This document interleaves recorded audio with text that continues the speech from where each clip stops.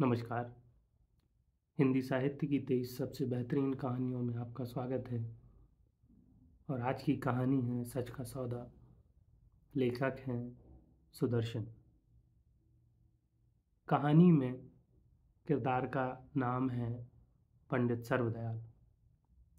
पंडित सर्वदयाल बचपन से ही पढ़ाई में ठीक ठाक थे, यूँ कहें अच्छे थे, मगर उनके माता पिता इतने सक्षम नहीं थे कि उन्हें पढ़ा सकते। तो उनके मामा जी जो किसी सरकारी अफसर थे या कहीं नौकरी करते थे, उन्होंने उनका खर्च उठाने के लिए कहा और साथ ही साथ इस बात का एहसास कराया कि तुम्हें जो पैसा दिया जा रहा है उसका सदुपयोग करना, दुरुपयोग नहीं।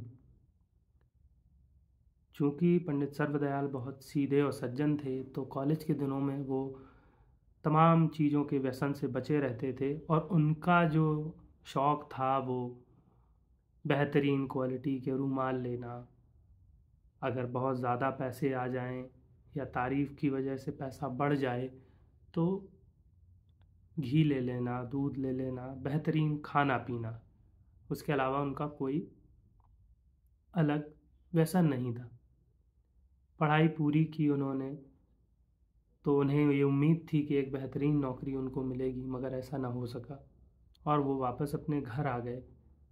और उनके पिताजी के प्रयास करने पर भी कि बेटा कुछ नौकरी कर लो, वो ये कहते रहे कि छोटी मोटी नौकरी मेरे बस की नहीं है। अचानक से एक दिन अखबार में वो देखते हैं कि किसी स्वतंत्रता सेनानी के रूप में उस दिनों कोई पत्रिका प्रकाशित की जानी थी और उसके लिए एक बेहतरीन एडिटर की ज़रूरत थी। तनख्वाह थी 500 रुपये। उस टाइम 500 रुपये बहुत थे। तो उसके वो सपने देखने लगे और उन्होंने अप्लाई कर दिया।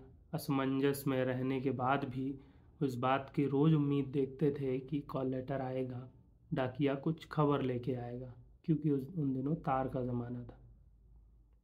भाग्य बहुत अच्छा था, उन्हें वो नौकरी मिली।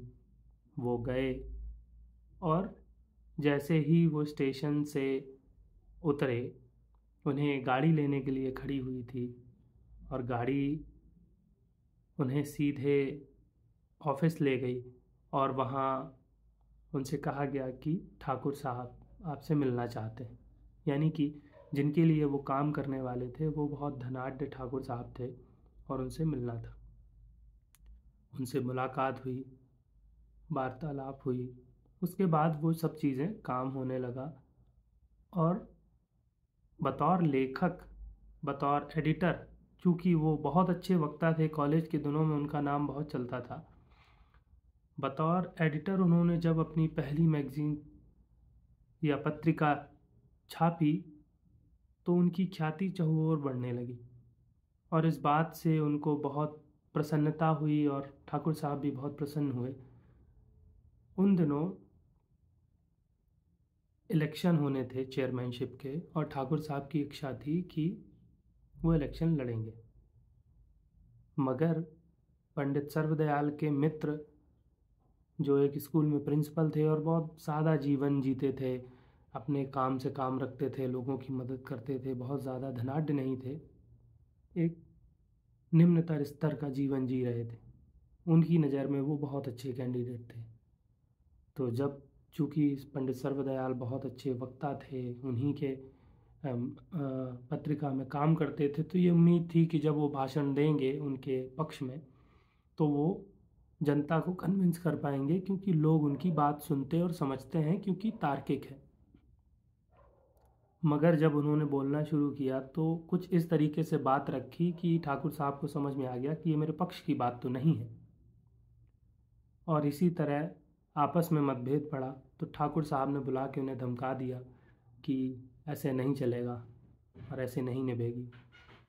तो चूँकि पंडित सर्वदयाल अपने ईमानदारी और अपने जो नियम कायदे थे उनमें बहुत मानते थे, तो उन्होंने ये कह दिया कि नहीं, अब तो ऐसे ही जमेगी और मैं अपने मित्र का साथ दूंगा। और वैसा ही हुआ। उनके मित्र जीत गए और ठाकुर साहब हार गए। अंततः ये हुआ कि उन्होंने वहाँ से नौकरी छोड़ी और वापस अपने घर आ गए और एक छोटी सी दुकान खोली। मोल भाव ज़्यादा कर नहीं पाते थे तो दुकान बस उतनी ही चलती थी जितने में उनका गुजारा हो जाए। दयनीय स्थिति में, बहुत बुरी स्थिति में उनकी पत्नी उनका घर में कपड़े वगैरह सीती थी। ऐसे ही गुजारा चल रहा था और अचानक एक दिन ठाकुर साहब उनकी दुकान पर आए और उन्होंने हालचाल पूछा और भावना व्यक्त की कि उनसे एक बहुत बड़ी भूल हुई, और उन्होंने पंडित सरदयाल को गले से लगा लिया। मगर ये बात पंडित सरदयाल को थोड़ी देर से समझ में आई और फिर ठाकुर साहब ने उन्हें वापस उस पत्रिका में नौकरी पर रखने के लिए निमंत्रण दिया और वो वहाँ से चले गए।